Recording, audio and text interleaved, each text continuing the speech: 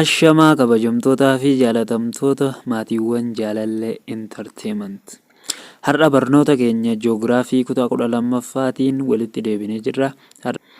Indigenous Conflict Resolution Practices kan jedhurra jirra.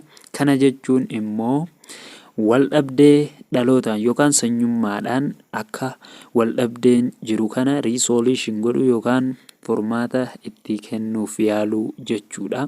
Waldhabdeen sanyummaa addunyaa keessatti haala akkamiin mudata? Itoophiyaa keessatti immoo haala akkamii? Haala akkamiin ammoo hiikama kan jedhu waliin ilaalla. Gara tokkoffaa irratti kan argamu Society worldwide have long used indigenous mechanism to prevent and resolve conflicts jedha. Kana jechuun hawaasni addunyaa yeroo dheeraadhaaf mala dhalootaan waldhabdee jiru yookaan sanyummaan waldhabdee jiru ittisuu fi furuudhaaf fayyadamaa turan jechuudha. Maloota hedduu fayyadamaa turanii. In every community, system of indigenous conflict resolution often based on community customs jedha. Kana jechuun immoo hawaasa hunda keessatti yookaan hawaasa kamiyyuu keessatti sirnoonni furmaata waldhabdee dhalootaa yookaan sanyii jidduutti mudatu yeroo baay'ee aadaa hawaasaa irratti kan hundaa'edha. Familial relationship or embedded in institutional practices run alongside the formal state sanctioned process jedha. Kana jechuun immoo aadaa hawaasaa hariiroo maatii irratti hundaa'uudhaan yookaan immoo gochaalee dhaabbilee keessatti uumaman adeemsa idilee mootummaatiin qoqqobbiin irra kaa'uudhaan cinatti adeemsifamuu ture jechuudha. Aadaadhaan wal qabateeti kuni.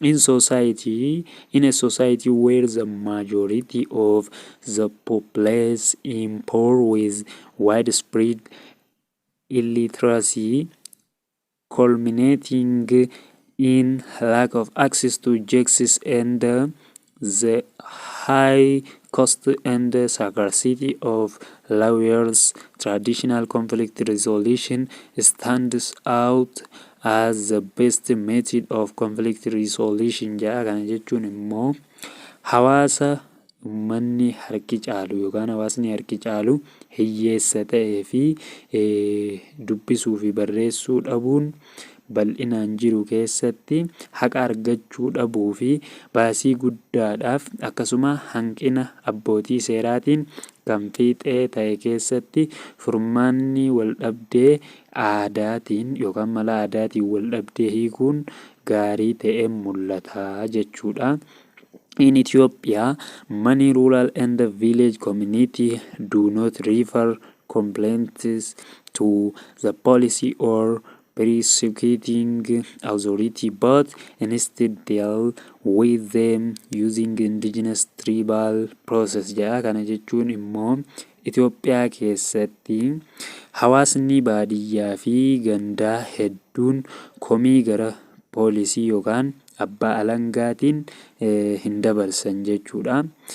Kanarraa ka'uudhaan kana mannaa adeemsa gosaa yookaan waldamiina jedhama yeroo tokko tokko dhalootaatiin fayyadamuu ni yaalu jechuudha. Komii kana himachanii furmaata dhabna jedhanii waan yaadaniif ofuma gosummaadhaan jaarsummaan hiikkatu jechuudha rakkoo isaanii. To this end jedha. Sababii kanaafis wanni kuni people practice various indigenous conflict resolution mechanism jedha. Kanaafis ammoo namoonni mala waldhabdee hiikuu dhaloota adda addaatiin hiikuu shaakalu yookaan yaalu. This indigenous conflict resolution mechanism are deeply rooted in culture and the tradition of different ethnic groups jedha. Kana jechuun immoo malli waldhabdee dhaloota adda baasuu kuni aadaa fi duudhaa sabaa adda addaa keessatti hidda gadi fageeffatee kan bu'uura isaa gajjabaatee jiru jechuu bu'urri. The practices are therefore associated with the cultural norms and the value of the peoples and gain their legitimacy from the community value instead of the state jedha. Kana jechuun immoo sababa kanaaf gochoonni kun seera aadaa fi duudhaalee safuu uummattootaa wajjin kan wal qabatu yommuu ta'u, seera qabeessummaan isaanii kan argatu mootummaa osoo hin taane duudhaa hawaasaa irratti kan mirga argatu jechuudha. Besides jedhamoo isa kana maleedhaas due to the multi-ethnic composition of the country, indigenous conflict resolution mechanism of Ethiopia are different from ethnic group to ethnic group jedha. Kana jechuun wal nyaatinsa sabaa yookaan wal dhabdee sanyummaa hedduun biyyattiin qabdurraa kan ka'e malaawwan wal dhabdee dhaloota jidduutti yookaan sanyummaan mudatu Itoophiyaan sabarraa gara sabaatti adda adda jechuu. Itoophiyaa keessatti immoo wal dhabdeen mudatu sabaa gara sabaatti ethnic group to ethnic group jechuun saba kanarraa saba kanarratti differentii garaagarummaatu jira. Itoophiyaa keessatti haalli itti wal dhabamu as a result jedha. Sababa kanarraan kan ka'e they do not have uniform application all over the country jedha. Guutummaa biyyattii keessatti hojiirra oolmaan wal dhabdee kanaa wal fakkeenyan qaban yookaan wal fakkaataadhaa miti. In the ancient days and most especially under the Fatha Negast all law of the kings jedha. Itoophiyaa keessatti bara durii keessatti jechuudha Fataha Negast yookaan seera mootota kan jedhamu jalatti wal dhabdeen namoota dhuunfaa yookaan hawaasaa conflict between individual or community jechuun wal dhabdeen namoota dhuunfaa yookiin hawaasaa were encouraged to be settled amicably at local level jedha. Iddoo kanatti michummaadhaan yookaan hariiroo waliin qabamurraa akka xumuramu jajjabeeffamaa ture jechuudha. Fataha Negast kan jedhamu yookiin law of the kings kan jedhamuun. Elders Shimagille or people appointed on ad hoc basis to settle disputes played an important role in resolving conflicts jedha. Kana jechuun immoo jaarsoliin Shimagillee kana Amaariffaan jedhaman yookaan immoo namoonni wal dhabdee furuudhaaf yeroodhaaf uummataan muudaman walitti bu'insa furuu keessatti gahee olaanaa namoota taphatanidha jechuudha. Even today jedha. Har'umallee Itoophiyaa keessatti this mechanism are widely practiced among the various ethnic group to settle various conflicts jedha. Kana jechuun immoo yeruma ammaa kanaas malaawwan kunneen wal dhabdee adda addaa fi rakkoolee biroo hedduu furuudhaaf saboota adda addaa biratti bal'inaan hojiirra oolaa kan jirudha. In figure 3.3 showed that elders in the community in Sidama jedha. Kana jechuun immoo fakkii 3.3 irratti akka agarsiisutti dhaqxanii ilaaluu dandeessu. Jaarsoliin hawaasa Sidaamaa Itoophiyaa keessatti akkaataa itti dubbii kan Itoophiyaa and Northern Kenya are looking for a solution to a conflict over land, posture and water supplies jedha.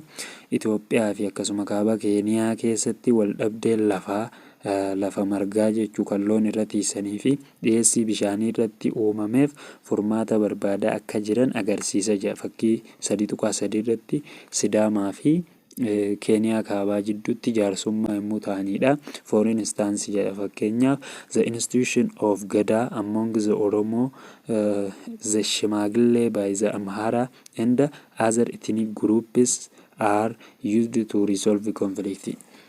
Dhaabbileen sirna gadaa Oromoo biratti kan beekamuu fi akkasuma aadaan Shimagilleedhaan hiikamuudha. Amhara biratti kan gaggeeffamuu fi sabaa sablammoota birootiin wal dhabdee hiikuudhaaf wantoota oolanidha jechuudha. Moreover jedha.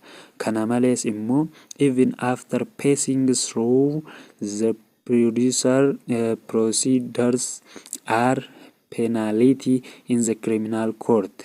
In some part of Ethiopian people use the indigenous conflict resolution mechanism for reconciliation and to reduce the acts of revenge jedha. Kana jechuun hojmaataa fi adabbii mana murtii yakkaa keessatti erga darbee boodaas wanni kun bakkeewwan Itoophiyaa tokko tokkotti namoonni itti fayyadama mala furmaata waldhabdee dhalootaa kana hiikuudhaaf araaraa fi gocha haaloo ba'uu kana hir'isuudhaaf aadatti fayyadamuun bu'a qabeessummaa akka qabudha. The pastoral community, including the pastoralist of Ethiopia, has well developed conflict resolution mechanisms that involve elders and clan leaders to solve disputes in the context of traditional law. Jedha kana jechuun tiksitoonni Itoophiyaa dabalatee namoonni tiksee ta'an hunduu haala seera aadaatiin waldhabdee furuudhaaf jaarsolii fi hooggantoota gosaa hirmaachisuudhaan mala waldhabdee furuu haala gaariin qopheessanii itti fayyadamaa kan jiranidha jechuudha.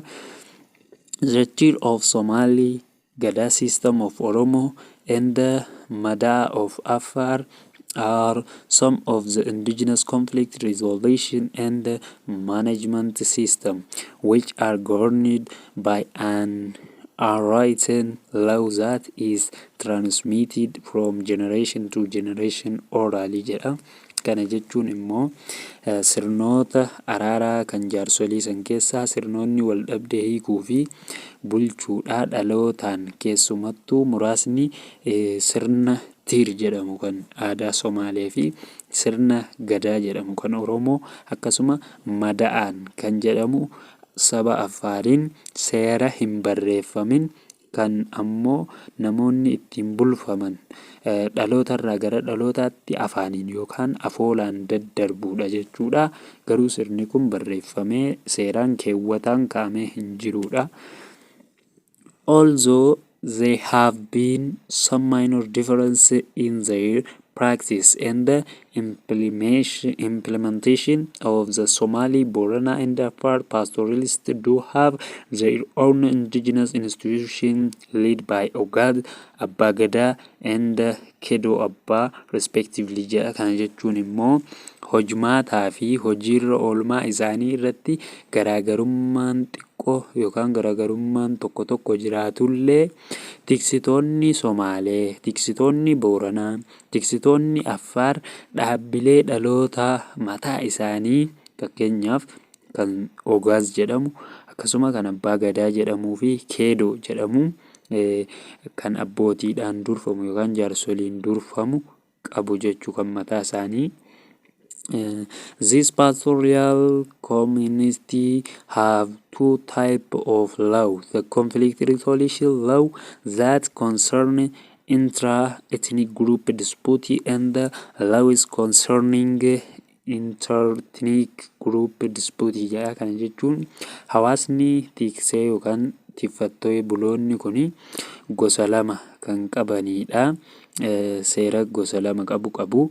Seerri isaanii gosa lama qabu kun immoo seerota waldhabdee hiikuu falmii saba keessatti ilaallatanii fi seerota waldhabdee saba gidduu ilaallatan. Tokko amma Abbaa Gadaa kan ilaalu namni Oromoo fi Somaalee yookaan Oromoo fi Affaar qofaatu sirna tiifachaa irratti wal dhabaa miti.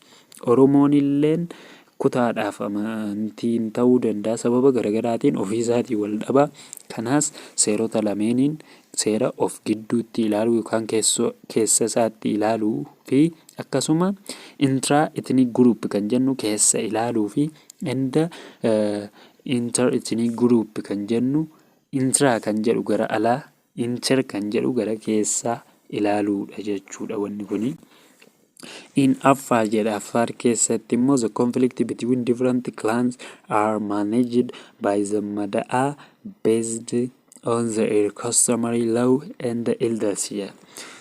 Afar kana keessatti wal dhabdeen gosa adda addaa gidduutti yookaan gosa hedduu qaba sabni tokko uumamuu danda'a. Wal dhabdeen kuni jaarsolii Mada'aan jedhamuun sirna Mada'a kanaan sirna aadaati. Sirni kuni jaarsolii isaanii irratti hundaa'uudhaan hoogganamee kanaan furmaata argata. Elders of the Mada'a not representing member in disputes are selected from different clans jedha. Jaarsoliin kun Mada'aa jedhaman kun falmii keessatti miseensota bakka hin buune yookaan yaada tokko qofaan kan deeman osoo hin taane gosa adda addaa keessaa filamanii gosa kiyyaaf jedhee kan dubbatu otoo hin taane dhugaa kan akka dubbatutti gosa adda addaa keessaa walitti kan dhufanidha. The discussion by the Council of Elders are effective due to the tradition of foreigners, respect for elders, and the transfer of resources as compensation. Mada was able to effectively manage conflict between the Afar people and some of their neighbors in the past. Sirni mada'anii kuni wantoota aadaadhaan dhiifama namaa gochuu akkasuma jaarsolii kabajuu, qabeenya akka beenyaatti dabarsuu yookaan yakka tokkoof gumaa kafaluu jechuudha. Kanarraan kan ka'e murtiin mana marii jaarsolii mada'a kuni bu'a qabeessa ta'a. Akkasuma madaan kuni yeroo darbee walitti bu'iinsa uummata Affaar gidduu mudataa turee fi akkasuma Affaarii fi ollaasaa tokko tokko gidduutti uumamaa ture irratti jaarsummaa ta'een bu'a qabeessummaa mul'isuu danda'e ture jechuudha. All Oromo clans have common indigenous conflict resolution mechanism in which Guma is the known one jedha. Gosoonni Oromoo hundi mala waldhabdee hiikuu dhalootaan ofii tumatan kan waloodha. Gumaa jedhamuun beekamu qabu jechuudha. Guma is a conflict resolution technique related to killing, particularly an international killing jedha. Kana jechuun immoo malli gumaa kuni gumaan tooftaa waldhabdee hiikuu ajjeechaadhaan wal qabatu keessattuu nama dhuunfaa gosa biraa yookaan gosa tokko keessaa osoo itti yaadin ajjeesuudhaan wal qabata jechuu. An international of an individual from other or within the same clan jedha. Mudachuu danda'a gumaadhaan bakka buusanii Oromoodharraa kan jalqabamedha jechuu wanni kuni. It helps to avoid grievances and revenge that often follow such a killing jedha. Yeroo baay'ee ajjeechaan yommuu mudate saboota biroo keessatti komiin ni mul'ata. Akkasuma haaloo ba'uudhaaf waan akkasii hojjechuu yookaan nama ajjeesuun ni mul'ata. Wanni gumaa jedhamu kun immoo nama sana ajjeesuu yookaan haaloo ba'uu san irraa fagaachuudhaaf gargaara jechuudha. Namni tokko erga gumaa argatee akka aadaa Oromootti deebi'ee hin lolu yookaan haaloo baafachuuf hin socho'u. In the case of Somalis, there is a well-developed, relatively well-structured conflict management mechanism where the Gurti elders act as judge and jury, and the discussions are largely adhered to and respected by the community jedha. Kana jechuun dhimma Somaalee ilaalchisee mala bulchiinsa waldhabdee haala gaariin itti hiikan haala gaariidhaan kan caaseeffame kan jaarsolii gurtii jedhamuun akka abbaa murtii fi abbaa murtii ta'anii itti hojjetan qaban yommuu ta'u, murtoon isaanii baay'inaan hawaasa biratti kan hordofamuu fi kabajamudha jechuudha. Hawaasaan dhimmi Somaalee kunis. The customary law of the Somali is exercised by the well-experienced elders and the governing unity in the Gurti, the Council of Elders. Kana jechuun immoo murtoon jaraa kun erga kabajamu ta'e booda seerri aadaa Somaalee jaarsolii muuxannoo gaarii qabaniin kan raawwatamu yommuu ta'u, akkasuma kutaa bulchiinsaa gurtii yookaan Council of jaarsolii kan jennuun kaawunsilii mana isaan itti murteessan jechuudha. Elders jechuun jaarsoliidha. Council of jaarsolii jechuu ni dandeenya jechuu mana marii jaarsota isaaniin kan murteeffamudha. The institutions that elders developed are generally respected because elders are seen as trustworthy and knowledgeable people in the community and are believed to make rational decision jedha. Kana jechuun seerri aadaa Somaalee kuni dhaabbileen jaarsolii yookaan itti guddisan kuni akka waliigalaatti kabaja kan qabudha. Isaan ammoo dhugaa sirriitti ilaalanii beekumsarratti hundaa'anii haala uummata keessa jiru eega beekan booda wanni kuni murtee biyyoolessaati yookaan murtee haqa qabeessaati jedhanii waan amananiif waan kabajamaadha jechuudha.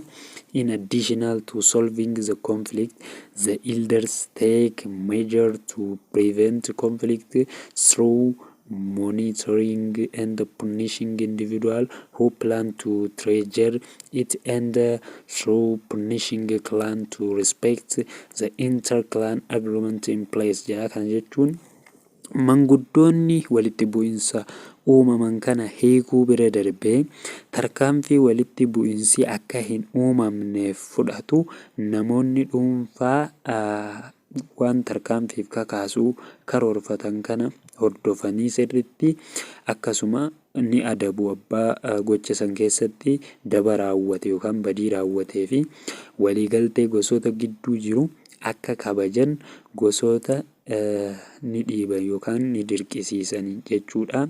Even so, different study underline the importance of indigenous conflict resolution mechanism in achieving sustainable peace and its preference in pastoral area of the country jedha.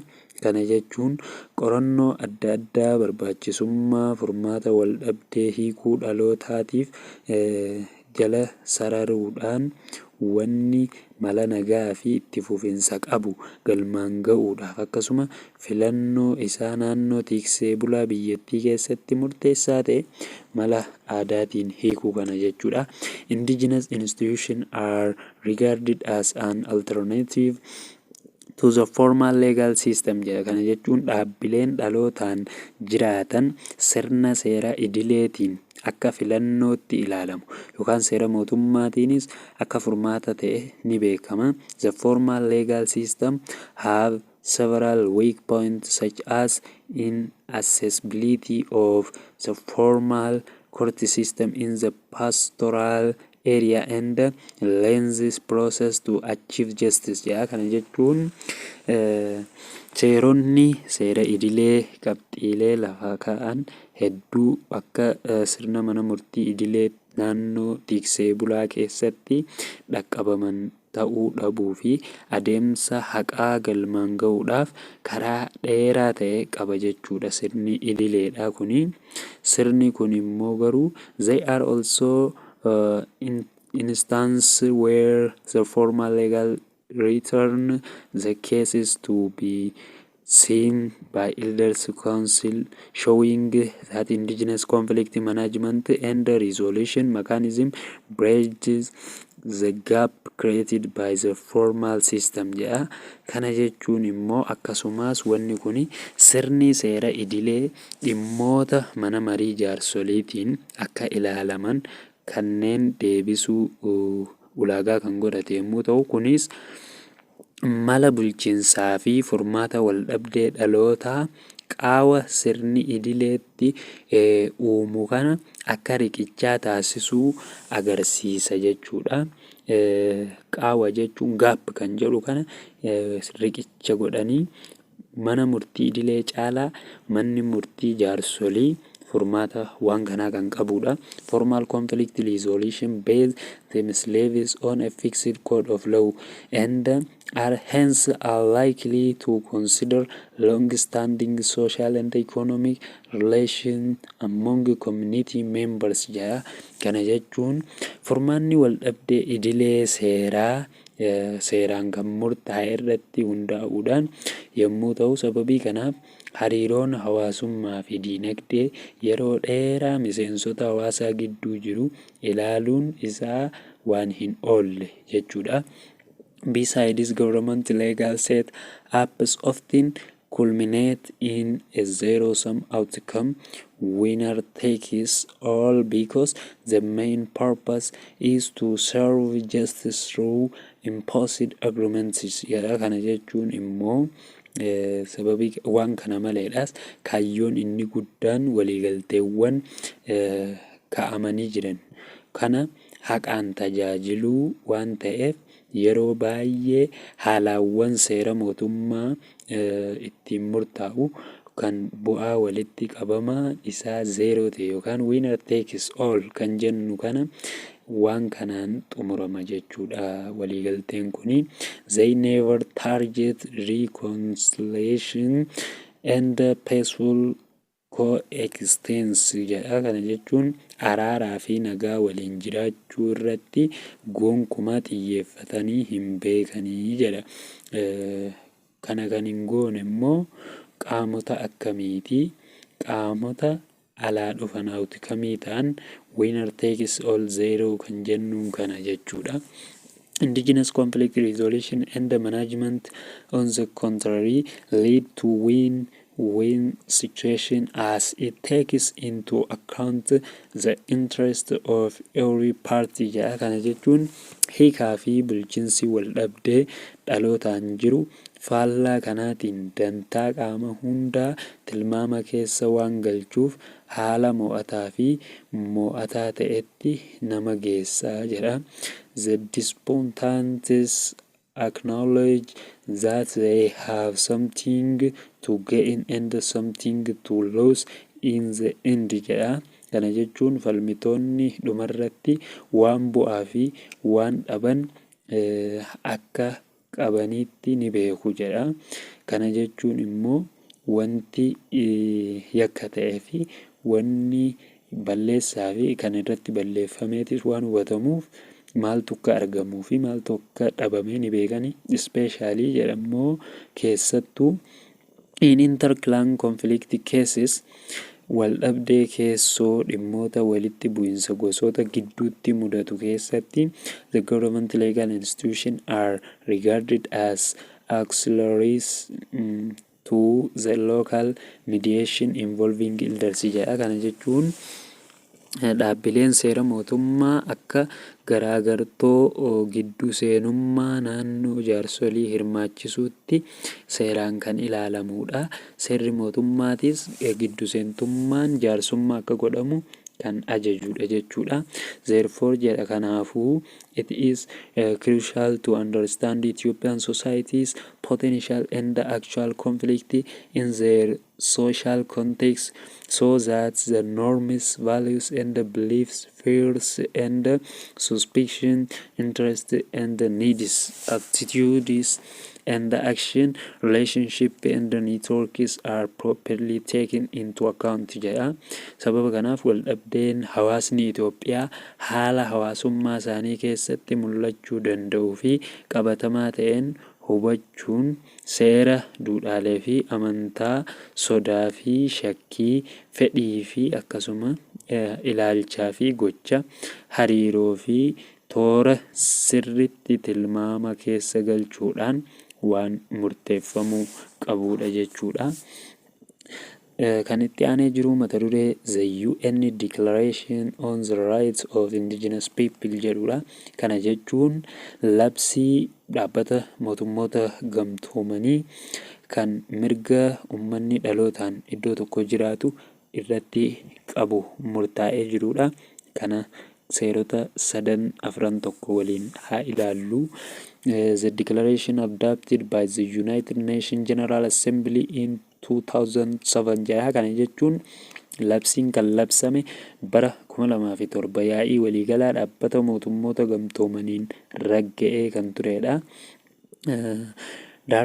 Makes direct preference indigenous people right to land and self-determination, the two issues at the heart of most conflict affecting indigenous people beside other articles related to violence and conflict resolution jedha.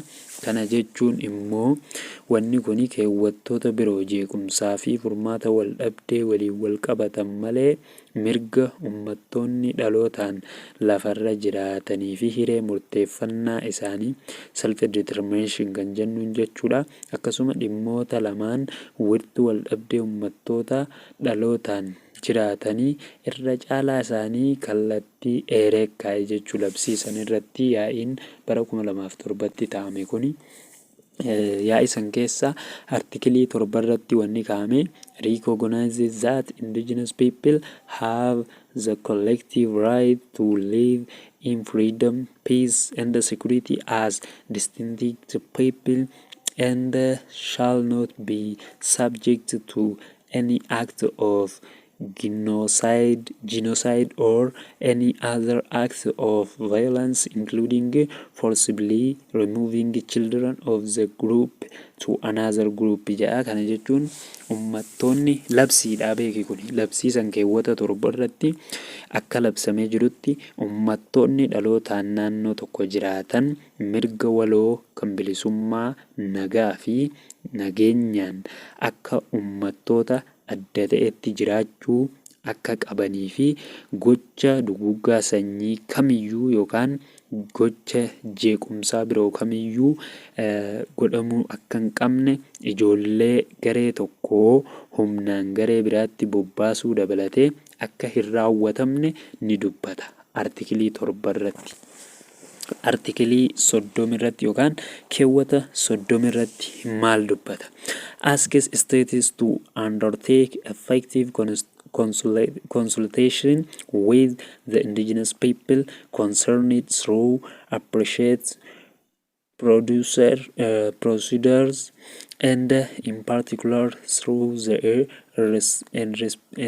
representative institution prior to using their lands or territories for military activity jedha. Kana jechuun keewwata 30 irratti labsiin sun akka dubbatutti mootummoonni lafa yookaan naannoo sanitti sochii waraanaatiif fayyadamuu isaaniitiin dura hojmaata bulchiinsaa gaarii ta'ee fi keessumattuu dhaabbilee bakka bu'oota isaaniitiin ummattoota dhalootaan jiraatan dhimmi ilaallatu waliin marii bu'a qabeessa akka taasisan ni gaafata. Seera san irratti artikilii 32 yookaan keewwata 32tti states that indigenous people have the right to determine and develop priorities and strategy for the development or use of their lands or territory and another resource jedha. Kana jechuun immoo